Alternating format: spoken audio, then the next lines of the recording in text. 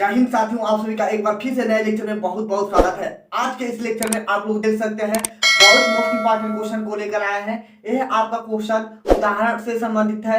हम आपसे बोल रहे हैं उदाहरण से लेकर एक्सरसाइज के प्रत्येक क्वेश्चन को पढ़ेंगे ट्रिग्नोमेट्री के। क्यों पढ़ेंगे? क्योंकि ट्रिग्नोमेट्री का ऐसा क्वेश्चन है कि हर एक क्वेश्चन आपका जो है वह सिद्ध करने का है। ठीक है, यानी कि लगाने का तरीका हर एक क्वेश्चन का अलग अलग है। यह आपका अवकलन नहीं है कि सूत्र पर रखे लगा ले। ठीक है, इसमें हमें निगमन करना है, यानी कि हमको इसको लेकर चलना है, इतना लाना है, यानी कि हमें सिद्ध करना है। सिद्ध करने वाला क्वेश्चन को हम प्रत्येक क्वेश्चन को बताएंगे। उदाहरण का रहे या आपका एक्सरसाइज का क्वेश्चन है तो एक लेक्चर और आपका उदाहरण का आएगा, तो उदाहरण का क्वेश्चन आपका समाप्त हो जाएगा। तब एक्सरसाइज के क्वेश्चन को पढ़ेंगे और एक्सरसाइज के क्वेश्चन में लगभग 35-35 क्वेश्चन है, प्रत्येक क्वेश्चन को पढ़ेंगे। ठीक है, तो आपका क्वेश्चन क्या है? दिया है इतना बराबर में हमें इतना सिद्ध करना है। ठीक है, तो हम हल करते हैं। ठीक है, इस वाले पद को लेकर चल रहे हैं, उतना ला रहे हैं लेफ्ट हैंड साइड को लेकर चल रहे हैं और उतना पद राइट हैंड साइड हमें लाना है। तो हम ए मान लेते हैं, यहाँ प्लस भी है, यहाँ पर भी प्लस है, तो प्रत्येक क्वेश्चन को अलग अलग लगाने का कोशिश कीजिए। पहले B C cos square A by 2 को हम लोग अलग लगाते हैं। ठीक है, तो हम लोग जानते हैं कास स्क्वायर ए बाई 2 का फार्मूला नहीं पता है। कास स्क्वायर ए बाई 2 का ट्रिग्नोमेट्री में हम लोग कास स्क्वायर ए बाई 2 का फार्मूला नहीं पढ़े हैं, तो हम लोग क्या करेंगे? कास ए का फार्मूला तो जानते ही है। कास ए का फार्मूला आप लोग जानते हैं, क्योंकि हम लोग जानते हैं कास ए बराबर में क्या होता है? 2 cos square x cos square A by आपका 2 माइनस 1। ठीक है, हमें कितना चाहिए? कास स्क्वायर ए बाई 2 का मान चाहिए, तो यह 1 है, तो इधर आकर आपका क्या हो जाएगा? प्लस हो जाएगा। प्लस यानी कि और बाई में 2 हो सकता है, यह गुणा में इधर आकर भाग हो जाएगा, यानी कि कास स्क्वायर ए बाई 2। ठीक है, यह आपका फार्मूला है। अब हम लोग इतने की जगह पे इतना पद रखेंगे, क्योंकि कास ए का फार्मूला हमें पता है। कास ए का फार्मूला हमें पता है, तो बी सी और कास स्क्वायर ए बाई 2 के जगह पे हम लोग लिखेंगे कास ए बाई 2 प्लस 1 बाई में 2। ठीक है, और हम लोग जानते हैं कास ए का फार्मूला क्या होता है? ट्रिग्नोमेट्री में आपका कास ए का फार्मूला क्या होता है? कास ए है तो ए आपका माइनस रहेगा, ए आपका क्या रहेगा? माइनस रहेगा। इस 2 को हम लोग क्या करते हैं? इस 2 को इसके साथ कर देते हैं, इस 2 को हम लोग इसके साथ कर देते हैं, और इस कास ए के जगह पे हम कौन सा फार्मूला रखेंगे? B square plus C square minus A square. ठीक है, बाई में आपका 2 बी सी होता है, 2 बी सी होता है, और प्लस में 1। बताइए कहीं दिक्कत हुआ कि नहीं हुआ? उम्मीद करते हैं कि यह आपको समझ आ गया होगा। ठीक है, 1% का दिक्कत नहीं हुआ होगा। हम लोग जानते हैं कोज्या नियम का यहाँ पर सूत्र का प्रयोग किए हैं। हर एक सूत्र को हम लोग निर्भर करा दिए हैं। प्ले लिस्ट में वीडियो पड़ा है, आप लोग नहीं देखे हैं तो अभी जाइए और अभी देखिए। पहले प्रत्येक फार्मूला को जान लीजिए, प्रत्येक फार्मूला से परिचित हो जाइए। ठीक है, अब इसका हम लोग हर बराबर कर लेंगे, तो बी सी बाई में 2 हो जाएगा, बी सी बाई में 2, और B square plus C square minus A square plus 2bc by में आपका क्या हो जाएगा? 2bc। बोलिए, हो गया? अब हम देख रहे हैं यहाँ पर आपका भाग में है, यहाँ पर आपका गुणा में है, तो bc से bc कट जाएगा और 2 दूना 4 हो जाएगा, यानी कि 1/4 हो गया, 1/4 हो गया। और ब्रैकेट में आपका क्या हो जाएगा? ब्रैकेट में आपका क्या हो जाएगा? B square plus C square minus A square और प्लस 2bc, इतना हो जाएगा। ठीक है, यहां तक हो जाएगा कि नहीं हो जाएगा? इसको हम लोग समीकरण 1 मान लेते हैं। कि समीकरण 1 क्यों मान रहे हैं? क्योंकि इतना को लेकर चले हैं, इतने को लेकर चले हैं, तो इतना आया है। इसी प्रकार से इसको सॉल्व करेंगे। यदि हम इसी प्रकार से इसको भी सॉल्व करेंगे दूसरे के लिए। ठीक है, दूसरे के लिए हम लोग लेकर चलेंगे, 1 मिनट। यदि हम लोग दूसरे के लिए लेकर चलते हैं, क्या है आपका? सी ए कास स्क्वायर बी बाई में 2 है। ठीक है, यदि हम इसको लेकर चल रहे हैं तो यहाँ पर हमारा क्या हो जाएगा? कास बी प्लस 1 बाई में 2 इक्वल में कास स्क्वायर बी बाई में 2। सिर्फ यही फार्मूला का प्रयोग करेंगे, जहां ए है वहां पर बी लिख देंगे, जहां ए है वहां पर बी लिख देंगे।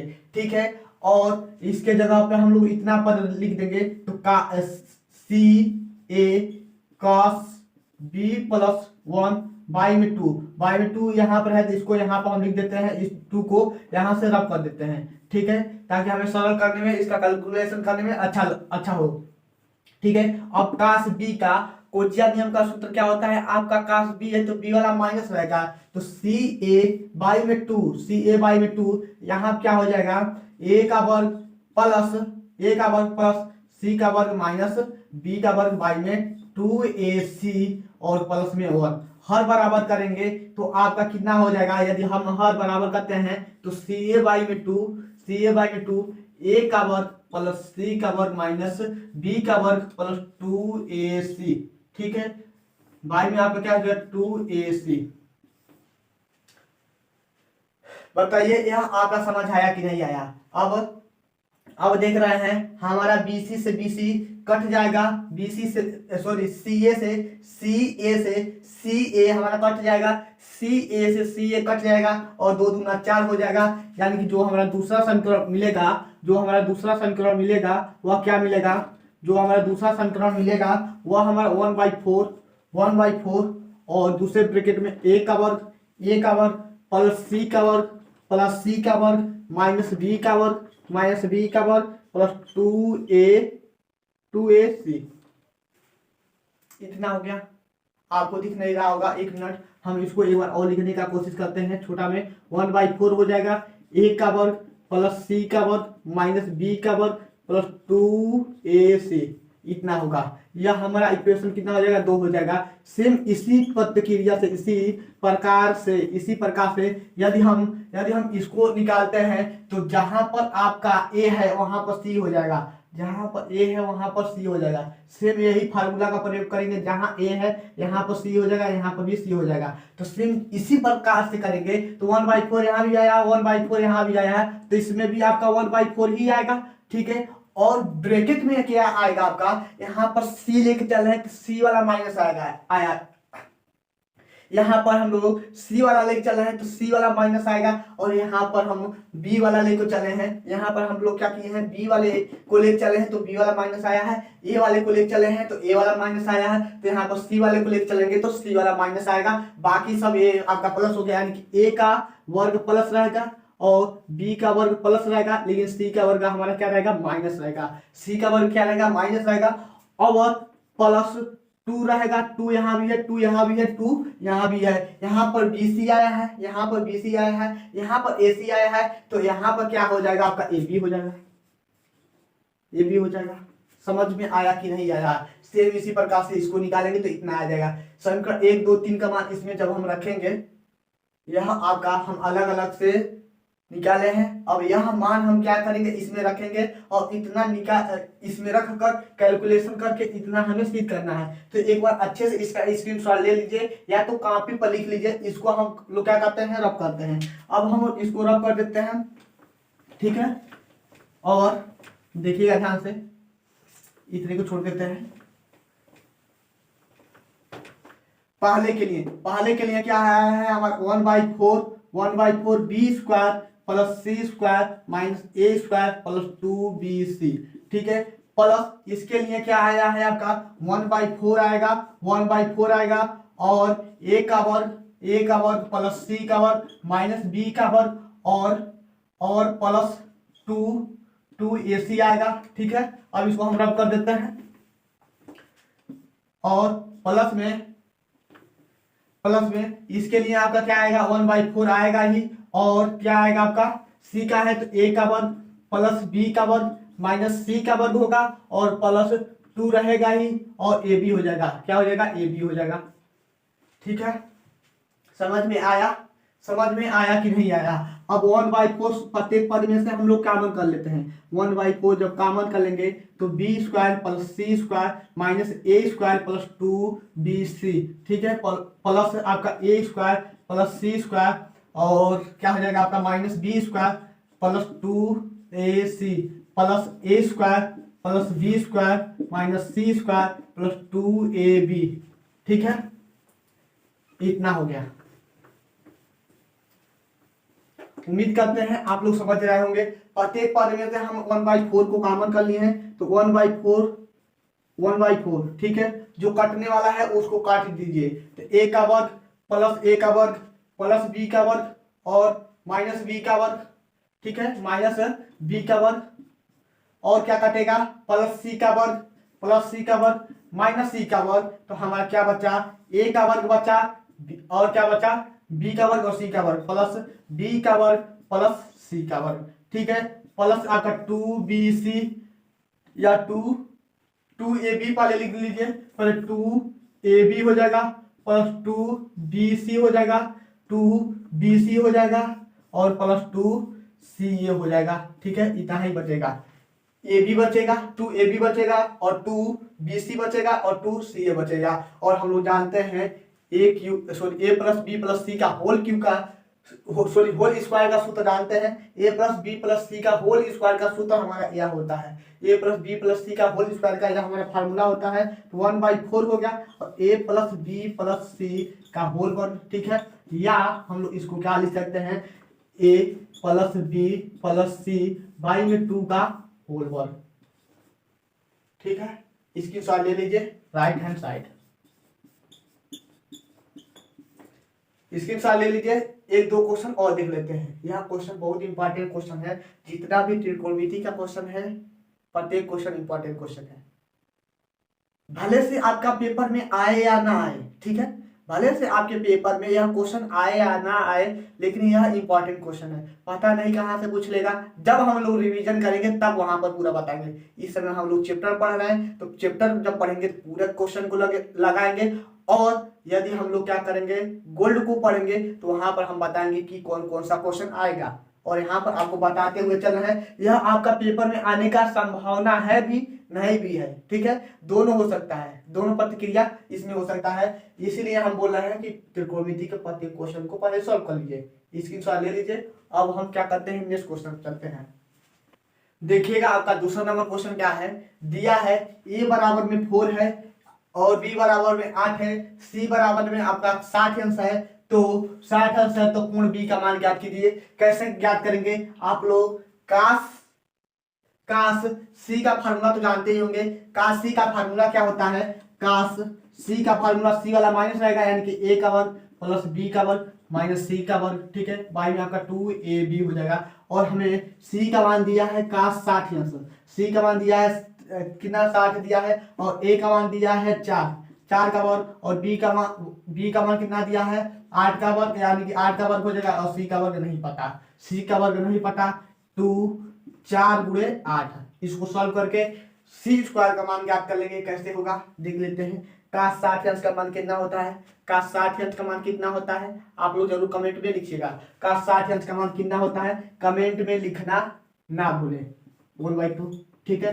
इक्वल में 16 प्लस कितना हो जाएगा 64, 16 प्लस 64 माइनस c का वर्ग, बाई में आपका क्या हो जाएगा, बाई में आपका क्या हो जाएगा 4 दूना 8, 8 8 64, ठीक है। 4 दूना 8, 8 8 64 हो गया। और उसके बाद से हम लोग त्रिज्या गुणा करा देते हैं, या इस 2 से इसको काट देते हैं, कितना बार में जाएगा आपका, और काट करके यहाँ कर देते हैं, यानी कि हमारा कितना निकल जाएगा, 2 से काटेंगे तो 2 3 6, यानी कि 34, यानी कि कितना हो जाएगा 32, 32 दूना 64, ठीक है। कितना हो जाएगा 32, 32 दूना 64 हो गया। 16 प्लस में 64 माइनस c का वर्ग, हमें c का वर्ग चाहिए, तो c के वर्ग को हम लोग इधर कर देते हैं तो प्लस हो जाएगा। और 16 प्लस 64 माइनस में क्या हो जाएगा आपका 32, ठीक है। अब इसको घटा लेते हैं तो c का वर्ग इक्वल में कितना हो जाएगा, यदि हम माइनस 32 में से प्लस 64 को घटाते हैं तो 4 में से 2 जाएगा तो 2, 6 में से 3 जाएगा तो 3, ठीक है। 32 ही बचेगा। और 16 दूना 32 कितना हो जाएगा आपका 8 48, कितना हो जाएगा 48 होगा, हाँ 48 ही होगा। यानी कि c का वर्ग हमारा कितना आएगा 6 2 8, 3 1 4, तो c बराबर में अंडर रूट में 48, c बराबर में अंडर रूट में 48 हो गया। लेकिन हमें यह तो मान नहीं ज्ञात करना था, हमें मान ज्ञात करना है कोण b का। तो कोण b का मान कैसे ज्ञात करेंगे, तो अब हम लेंगे काश बी बराबर में होता है ए का वर्ग प्लस सी का वर्ग माइनस बी का वर्ग बाई में 2ac। ए का वर्ग पता है, ए का मान कितना है 4 और 4 का वर्ग 64, 4 का वर्ग कितना हो जाएगा 16 और 8 का वर्ग कितना हो जाएगा 64, 8 का वर्ग कितना हो जाएगा 64 माइनस बी का वर्ग, सॉरी आपका बी का वर्ग यहाँ पर है, ठीक है। और सी का मान कितना निकाले हैं 48 और अंडर रूट में 48 को हम लोग क्या करेंगे वर्ग करेंगे तो 48 ही होगा और माइनस 64 8 का वर्ग 64, 8 का वर्ग कितना हो जाएगा 64 हो जाएगा बाई में आपका 2 ए का मान 4 सी का मान कितना है आपका अंडर रूट में 48, ठीक है। आगे चलते हैं, हम लोग क्या करते हैं इन दोनों को जोड़कर इसको घटा लेते हैं। यदि हम जोड़ेंगे तो 6 दूना 12, 12 2 14, ठीक है 12 2 14 हो गया और यह कितना हो जाएगा 4 1 5 1 6 64 माइनस 64, ठीक है बाई में 2 गुणे 4 गुणे कितना हो जाएगा 48, ठीक है। ऊपर हमारा 0 हो गया, ऊपर हमारा कितना हो गया 0 हो गया, ठीक है। ऊपर यदि हमारा 0 हो गया तो पूरा पद 0 ही हो जाएगा, तो काश बी का मान हो गया हमारा 0, यानी काश बी इक्वल में हो जाएगा 0, तो यार कुछ भी होगा तो 0 ही होगा। और आ गया है काश बी इक्वल में कितना हुआ है, काश बी इक्वल में कितना हुआ है 0 हुआ है, तो हम लोग क्या करेंगे इधर भी काश के पद में सोचिए, यदि हम काश के पद में सोचते हैं तो काश बी इक्वल में काश 90 अंक का जो मान होता है वह हमारा 0 के बराबर होता है, काश 90 अंक का मान 0 होता है, काश हट जाएगा तो बी बराबर में हो जाएगा हमारा 90, ठीक है। यही हमें दिखाना था, काश बी का मान कितना होगा, कोण बी का मान कितना होगा तो 90 अंश होगा। स्क्रीनशॉट ले लीजिए, आई होप कि आप लोग समझ गए होंगे। सबसे पहले हम लोग यहाँ से सी का मान ज्ञात करेंगे, सी का मान ज्ञात करने के बाद से ही कोण बी को हम लोग ज्ञात कर पाएंगे। यदि हम डायरेक्ट कोण बी को ज्ञात करते हैं तो यहाँ पर आपका सी जो दिया है सी इक्वल में 60 अंश यह नहीं दिया होता, सी का मान दिया होता। जब कोण दे दिया है सी तो पहले कोण सी से हम लोग क्या करेंगे, हम लोग सी का भुजा ज्ञात करेंगे, भुजा ज्ञात करने के बाद कोण बी को हम लोग ज्ञात कर लेंगे। स्क्रीनशॉट ले लीजिए, 1-2 क्वेश्चन और देख लेते हैं, ठीक है। आपका नेक्स्ट क्वेश्चन क्या दिया है ध्यान से देखिएगा, तेजी में बहुत सरल क्वेश्चन है, इसको आप लोग लगा लेंगे, लेकिन फिर भी हम बता देते हैं। यदि किसी त्रिभुज की भुजाएं हैं, दिया है हमारा 7 4 अंडर रूट में 3 और अंडर रूट में कितना है 13 है, तो उसका सबसे छोटा कोण ज्ञात कीजिए। सबसे छोटा कोण ज्ञात कैसे करेंगे, कौन सा सबसे छोटा कोण है, कोण बी है कि कोण सी है कि कोण ए है, आप लोग बताइए। हम देख रहे हैं आपका जो 7 है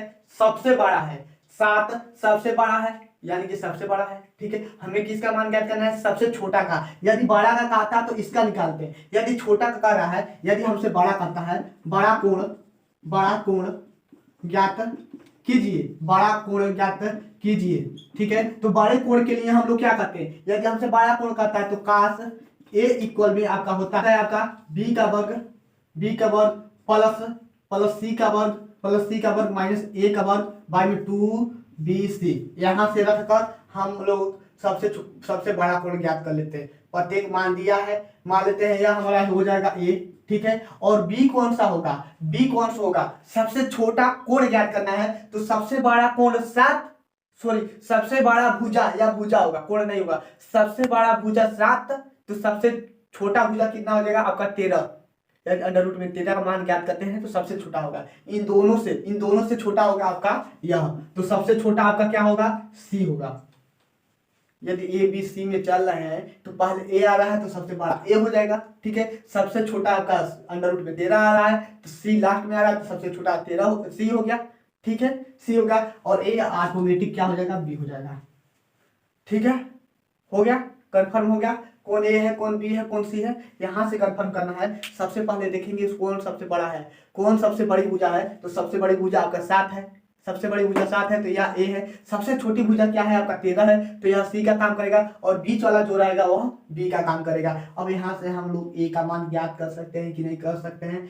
ए का मान यहाँ पर यह स्मॉल ए हो जाएगा, स्मॉल ए, स्मॉल बी और स्मॉल सी, ठीक है। बी सी ए का मान रख के यहाँ से कैलकुलेशन कर सकते हैं। यदि हमसे बड़ा कोण पूछा है तब, लेकिन हमसे पूछा है छोटा कोण, तो छोटा कोण सी इक्वल में काश सी इक्वल में क्या होता है आपका ए का वर्ग प्लस बी का वर्ग माइनस सी का वर्ग बाई में 2ab। ठीक है, मान रख के कैलकुलेशन कर सकते हैं। यदि आपसे दोनों न करके न ही बड़ा न ही छोटा बीच वाला पूछता है तो इसके लिए हम लोग क्या करेंगे, काश बी इक्वल में आपका क्या हो जाएगा, ए का वर्ग प्लस सी का वर्ग माइनस बी का वर्ग बाई में 2ac।